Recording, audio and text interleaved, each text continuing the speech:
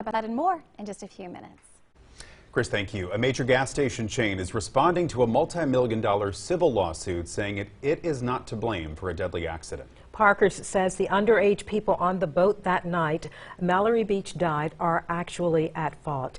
News 3's Andrew Davis is in the Lowcountry newsroom with our top story. It is a powerful defense laid out by the Parkers Corporation in Hampton County Court. They're fighting lawsuits filed by Miley Altman and Morgan Dowdy. The most fiery claim by their attorneys that those girls and everyone else on the boat the night Mallory Beach died in 2019 knew the risks and still went ahead with their trip anyways, with deadly results. On February 23rd of 2019, all 6 people on the boat, who are called the partiers in the document, had a premeditated plan for a night of illegal underage drinking and boating. And that plan disregarded the safety of the partiers and others, and that they intentionally chose to travel by boat to avoid DUI checkpoints so they could get intoxicated and avoid getting caught by law enforcement. The document goes on to say that all 6 friends on the boat went to an oyster roast thrown by friends of their families and drank for several hours, even though they were surrounded by their own parents, relatives, and other adults. Then the passengers knew that Paul Murdaugh had bought alcohol with his brother's ID illegally before.